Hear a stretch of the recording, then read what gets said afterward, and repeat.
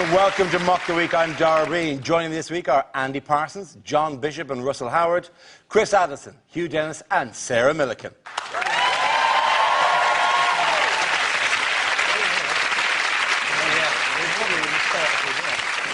We start with a round called Headliners. Here's a picture of Prime Minister Gordon Brown in buoyant mood, but what does ROCB stand for? Is it what he looks like when he smiles? Is it really old, creepy baby? Is he just really desperate about his election chances now? He's only got one thing he can do, and he's going, right, OK, call Batman. Is it ruined our country, bastard? Is he just giving a weather forecast? Is it rain, occasional cloud, blizzards? Is it row over Cameron's bedroom? He's already in there, measuring up the curtains. Do you think he's actually just found a way to solve the national debt? Is he going, rollover could be billions? Is he going, there's a robin on the corner of the building? It would be nice. It would be nice if he just got more distracted by wildlife. That would be quite sweet. He's just trying to draw attention from the polls. No, there's a robin on the corner of the building. It's a true purpose. It's a true purpose that your government's in chaos. Is that a chaffinch? Is it what he's going to do on May the 6th? Is it going to be removals ordered, cab booked? Would I be right in thinking the art was something to do with recession, It would, Dara? yes, you would be right. Is it recession over complete bullshit? It is not that. You're halfway there, remarkably. That was lovely, the unemployed people. That's it, yeah. We live in Poundland. Is it recession over confirms Brown? That's absolutely correct. Yeah. Well done. He always does it like that. Yes, the answer I was looking for was recession over confirms Brown. This is the Prime Minister's cautious announcement of the end of the recession, although he said there is still much more that needs to be done. The Office for National Statistics revealed that this week the economy had grown in the last 3 months of 2009 by 0.1%.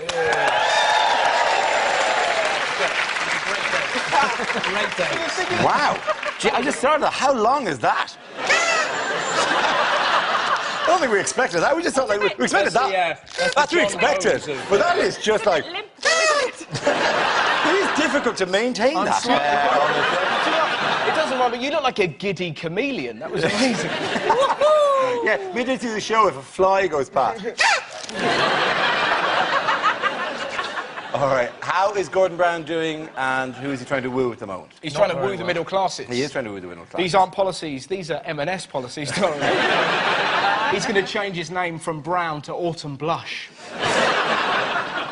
He's the most unpopular Prime Minister this country's ever had, and yet nobody in the Cabinet thinks they can defeat him in a leadership election. How crap are they? But what you're forgetting, I think, that we don't know what goes on in the Cabinet, and everyone's got to remember that he has got one eye that doesn't work, and perhaps he would do what I would do if I was him in the Cabinet. I'd wear an eye patch. I'd sit there with an eye patch on, and I'd have a white cat. There is a theory that Brown would put it over the wrong eye.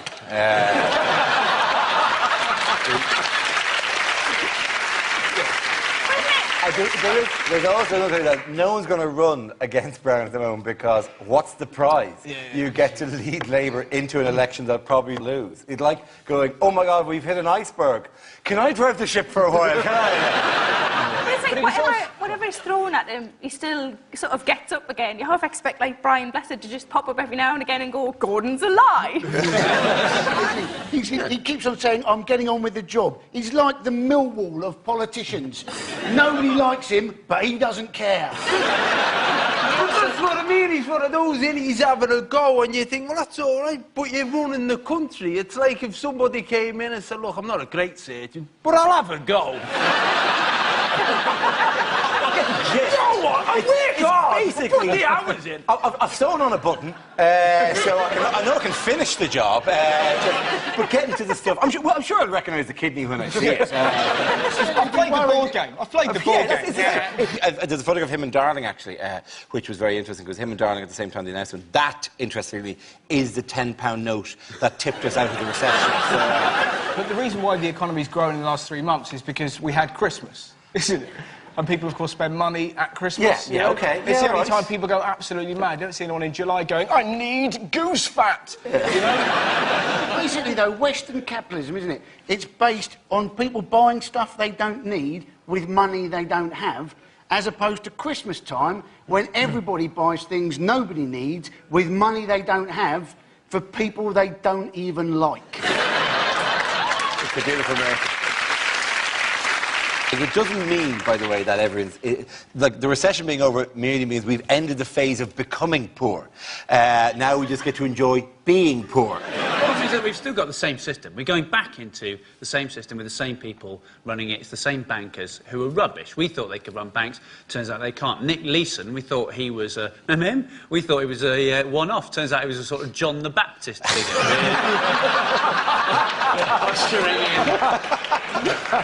a generation of knobheads running our banks to the ground. And it's the same people who are still in charge. People are still short of cash, aren't they? Which is why people are being encouraged to get all their gold and send it through the post. How stupid have you got to be? You wouldn't even put a tenner in a birthday card these days, and yet some people are getting some of their most valuable jewellery and putting it in an envelope marked something like "Cash my gold."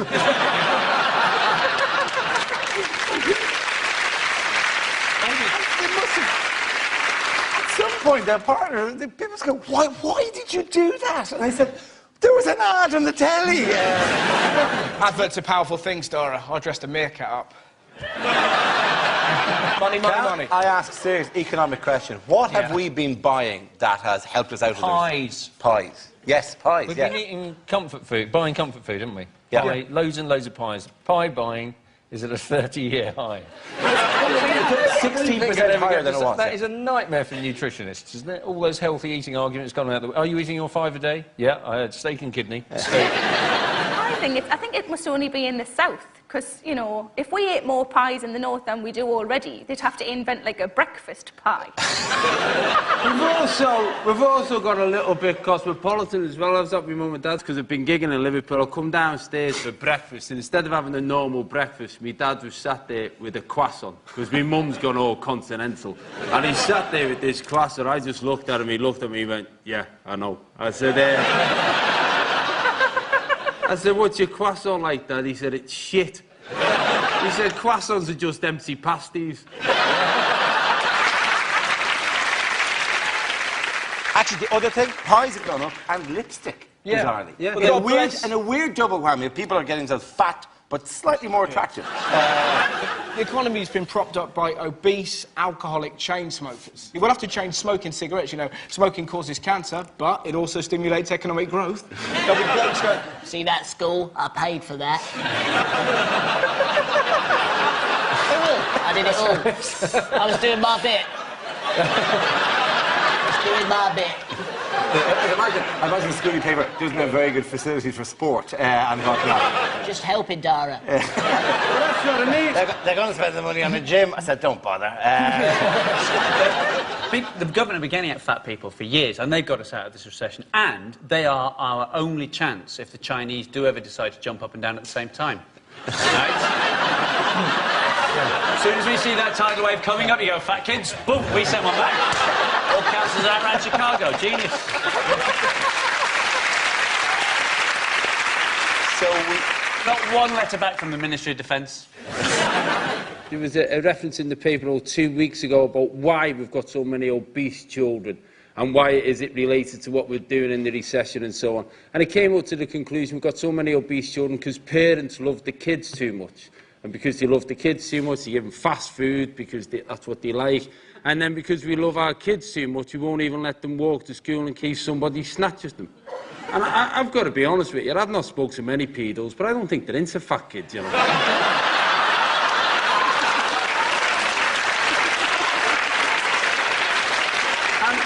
it's controversial, but I think let them walk to school every now and again. If they get chased, they might shed a few pounds.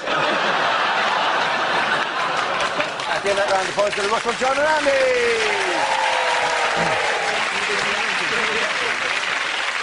Now we play a round called Mock Up Your Daughters. This game involves Sarah, John, Chris and Andy, so if you could make your way to the performance area, please. This round is a stand-up challenge. I launched the Wheel of News, and whoever chooses to stop, one of our performers must step forward and talk about that subject. The winner is whoever I think is the funniest. OK, here we go. Let's have our first topic, please. First topic is language. Who wants to come in on that? Chris. Language, apparently, was developed by humans to help them during hunting. That's what people will tell you. I don't buy that. I think language is more likely to have developed spontaneously, probably between a cave couple who were just furious with each other, incandescent with rage, but completely incapable of expressing their emotion, just standing opposite each other in the cave mouth, going until something had to give. And one of them finally snapped and went, "You prick!" And they all went, "Oh, it's all coming out now, isn't it? Never clean this cave up. This place is a tip." "Well, why didn't you say something before?" "Well, I couldn't, could I?" "You're a pig, you are. My mother warned me about you." "Oh, really? How?" Bantu, the Bantu languages of the southern African peoples, they speak with a system of clicks and tuts, this kind of using the throat and the tongue and constantly surrounded by horses they've no need of. It's a nightmare for them. Bantu for go away horses. They're screwed. It really is, isn't it? Thank you very much, Chris. OK, let's spin the wheel again. The subject is home life. Who wants to come in? Sarah. My home life involves no children. I don't really like children. And if you ask, most of my female friends don't have kids. If you ask any woman who doesn't have kids what would worry them about having kids, the answer would always be childbirth. From what I understand of childbirth, it changes you downstairs, doesn't it? It changes you downstairs. I quite like my downstairs the way it is, thanks very much. Certainly don't want an extension. But it's bound to change, though, isn't it? Because you're forcing a person out. That's what you're doing. You're forcing a person out. I've never forced a person out. I forced a couple in. But I was in a shop recently, and this little boy came running over to me, put his hand in mine and shouted, "Mammy!" And I thought, oh, sometimes forget me keys, but I think I'd remember that. And then his dad came over, and I thought, I wonder if this is the best chat-up line ever. And his dad's going to go, "No, no, that's not your mammy. Remember, your mammy left us because my willy's too big."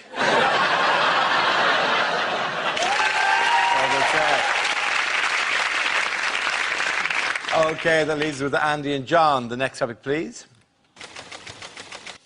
The topic is politics. Who wants to come in on that? Andy Parsons. So, we've had the Lib Dems announce their immigration plan. What they like to do is they'd like to put immigrants into places in Britain which don't, at the moment, have many immigrants. Quite what those parts of Britain will feel about that policy. I grew up for quite a long time in Cornwall, and there they regarded anybody who came from Devon as an immigrant. We had one bloke on our street who was known as the Traveller because he'd once been by train up to London. And we have a new president for Europe, a man by the name of Herman Van Rompuy. Now, the Sun can't wait to get a headline going on this one. Rumpy Pumpy, Rumpy Numpty, Humpty Rumpy. They'll go for gold if he gets involved in an affair with a one-legged ugly dwarf. Rumpy Pumpy from Rumpy Numpty with Frumpy Stumpy Grumpy. Well done, Andy Parsons. OK, John, let's see what you've been left with. The topic is fitness. I think as a country we all know that we're not as fit as we used to be. We still sell a lot of sports clothing, though. I'm from Liverpool. If you ever go to Liverpool and you look around at the number of people in tracksuits, you'll think you're in an Olympic village. The reality is you've only got to see the size of the tracksuits to know that you're not in an Olympic village. And the problem is when you invest in some sport and clothes, you feel you've got to do something with them. I bought a brand new pair of running shoes, a brand new pair of shoes that I thought I'll have to do something. One of my mates said, why don't you join us? A few of us are doing a 10k race. Never run a 10k before, and when you enter, you've got to put an estimated finish time. I didn't know what to put down. I phoned my mate Sam up. I said, what shall I put down? He said, oh, put 22 minutes. I thought that seems optimistic. I'll put 24 minutes. I sent the form in. I turned up on the day of the 10k race. I turned up with my mates. I was stood there with an orange number. All my mates had blue numbers. The steward came up to me. He said, what are you doing here? I said, well, I was thinking of running the race. He said, no, what are you doing back here with all the blue numbers? I said, why? He said, well, you're an orange number. I said, so what? He said, well, if you're an orange number, that means you're an elite athlete. He took me to the front. It was me and 3 Kenyans. Good man, John. OK, end that round. The points go to Chris and Sarah.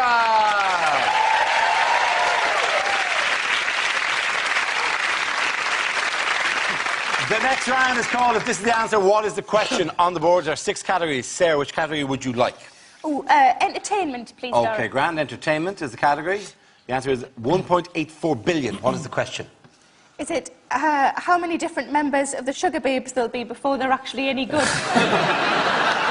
Is it how old would Silvio Berlusconi look if you removed the clip at the back of his head? It's positively Paleolithic, isn't it? Is it what were the disappointingly low viewing figures for this week's China's Got Talent? That's lovely. Is it the number of pointless things written on Twitter per day? I have eaten an apple. Well done, you. Is it how many wombles are living wild in the sewers of London? You're closer to a womble. You're closer to a womble than any given time in London. That's absolutely true. Yeah. They were chased off the common by the Teletubbies. They've gone feral. And the wombles that you see are not indigenous British wombles. They're the American grey womble. Is it how much did Channel 4 offer Osama bin Laden to appear in Celebrity Big Brother? I'm getting on very well with Vinny. Is it how many stamps Russell Brand has got in his STD clinic rewards card? 'Cause if you get it all full, you get AIDS. Is it if the world's oldest man is 140, how old does his scrotum look? That's very Is it how many times Madonna has phoned up Brad and Angelina this week asking what's happening to the kids? OK, let's go towards the correct answer. I know the answer. It's to do with Avatar, isn't it? What is the record for the biggest selling film of all time, which it's just overtaken, which was Titanic? Yeah, that's actually... Yeah.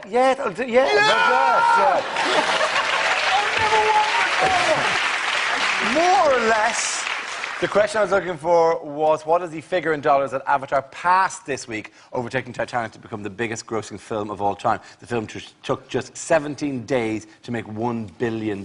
17 days? 17 days. To make $1 billion? To make $1 billion. That's more than I earn in a year. Just. I haven't seen it, because frankly, I don't like the idea of it. It seems to me to be based on the Smurfs. Now, are you basing that entire opinion on that photograph? No, I think there are 2 or 3 things I'm worried about. One is about it seems to be based on the Smurfs. Secondly, they seem to be getting some unobtainable mineral, don't they? Is that what they're doing? Yeah. Unobtainium. Unobtainium is a bit Is that lame. what we in the UK... We're going to get some unobtainium. It's It's as rare as that'll be handium. And I wish we had a bit of thatium. Is it what we in the UK? Is it what we in the UK would call road grit? Rubbish, man. Everyone goes, oh, it's the ultimate cinema experience. It's not. Ultimate cinema experience, I watched The Sixth Sense. You know that, the moment, I see dead people. A bloke at the back of the cinema went, that's nothing, mate, I shagged them. That's the ultimate cinema experience. That would never be done. I think it's impressive. It is impressive. It's not as difficult as they make out to create, you know, that whole blue population thing. I mean, in fact, it's relatively easy. There we go. To be honest, Dara, that looks quite normal on you. Yeah. And I actually don't look that... I look like I fit in, you know? I look like... I look like Mr. Tumnus. Well, for some reason, they've turned me ginger. Which is You look like Mr. Tumnus' security.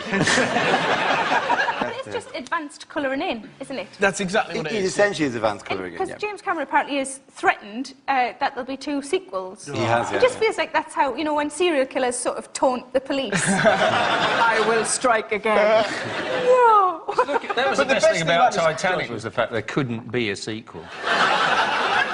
In other news, who has gobbled up Cadbury this week? Kraft, yeah. Yes, indeed. Kraft, whose only contribution to human progress so far is the invention of cheese that can also be used as a bookmark. The guy who invented Kraft, I think it was like John Kraft or something, his original job, where the company built itself, he was a door-to-door cheese salesman. Well, actually... Here was someone from another era. Would you ever trust, ding dong, would you like some cheese? No! A man walking door to door. I could beat that. My mate, when he was younger, used to be a door-to-door karate salesman. Can he do karate? No, he can't.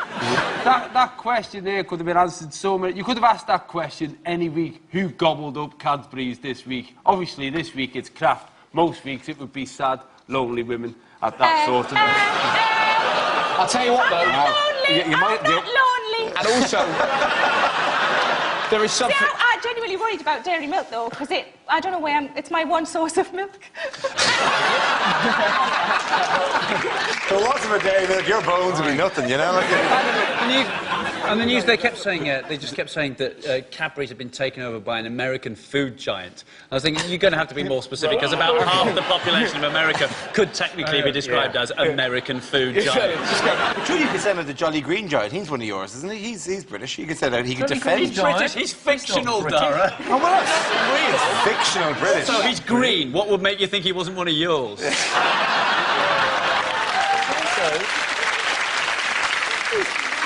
It was more the smugness of him, to be honest. It was more the oh, Green Giant. Fuck you prick. What would be great if when Cadbury shuts down, if just a load of Oompa Loompas come out of the gate like that. I was actually shown round the Cadbury's factory just south of Did Willy Wonka take you? And basically what happened was, you'd think when anybody who works in a chocolate factory probably wouldn't be that interested in the product because they're around it 24 hours a day. I was shown round by 4 of the largest ladies I have ever met. And their job was the milk tray would come on a conveyor belt and any imperfect ones that came along, right, they had to pick them out. And they'd literally go, that's not perfect. That's not perfect. Right. And the brilliant thing was, if it wasn't like, if everything was perfect for about 5 minutes, they'd just stick their finger in one and go, not perfect. Can anyone worry about British institutions becoming foreign when the royal family have been German since 1700?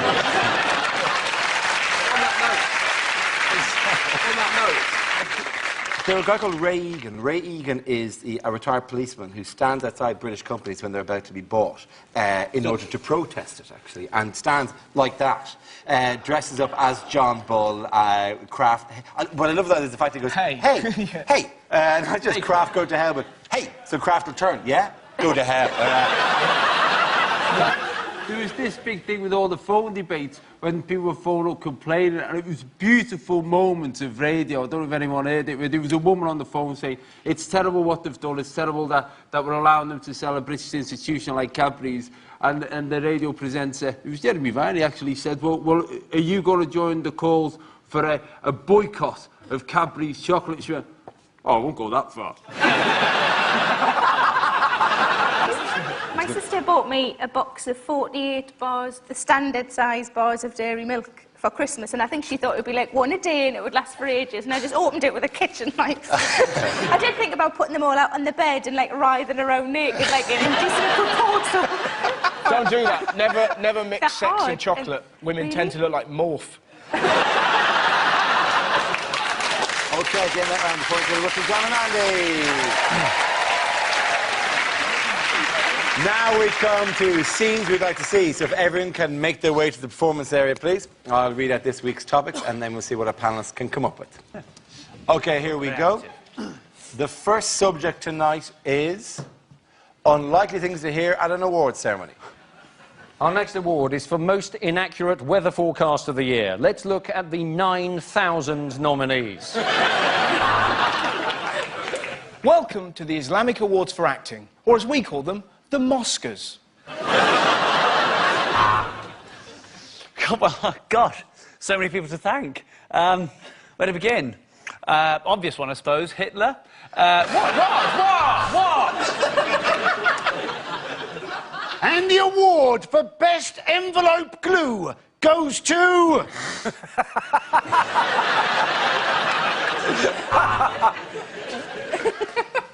Now, Teacher of the Year. Quieten down. It's your own time you're wasting. Time now for us to celebrate some of the stars of show business who sadly are still with us. I'll just open the envelope. Oh, it's full of gold.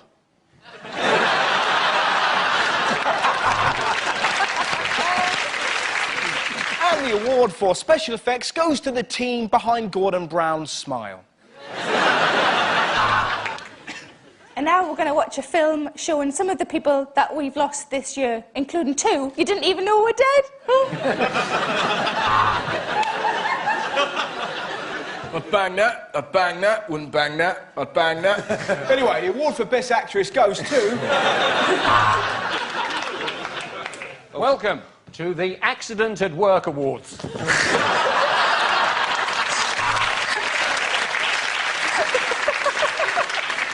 And winner of the Suicide Bomber of the Year. I'm afraid they couldn't be with us tonight.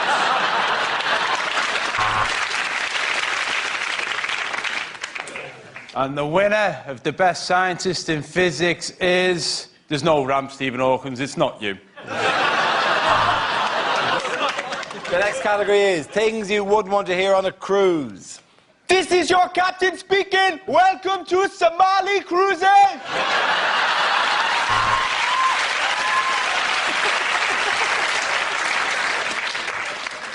We've heard reports of an iceberg, but don't worry, no ship has ever been sunk by a lettuce.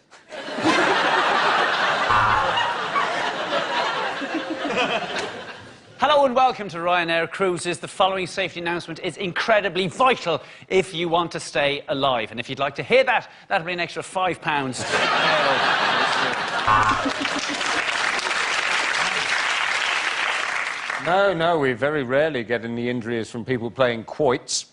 You were just unlucky to be sunbathing naked with an erection. Oh, yeah, we were on this last year when it sunk. If you look to your left, there's a man eating squid. After that, he's having chips. I would like to apologise for the rocking of this boat, but we are currently being humped by a whale. Thanks for coming to the show. I've got to be honest, it's been a while since I've sung this one. Do you want to be my gang, my gang? Welcome to Rita's Erotic Ping Pong Bingo. 2 fat ladies, eh? Oh, the 3s, 33. Oh, some hobnobs. For those of you gathering on the car deck, I said we would soon be docking, not dogging. I'm looking for a really old husband with money. How's your heart? Yeah, I'm there. I'm in the cabin next to yours. Could you be a bit noisy when you're having sex? There appears to have been an incident in the swimming pool. If a Mr. Barrymore could contact the captain... Okay, at the end of that round, points go to Chris, Hugh and Sarah. And that's the end of the show. This week's winners are Andy Parsons, John Bishop and Russell Howard. Commiserations to Chris Addison, Hugh Dennis and Sarah Millican. Thank you for watching. I'm Darveen. Good night. Still an hour of comedy to entertain you here on BBC Two tonight. Rab C's The Voice of the People next. Then Paul Whitehouse and Charlie Hickson take on a string of new personas. Bellamy's People at 10.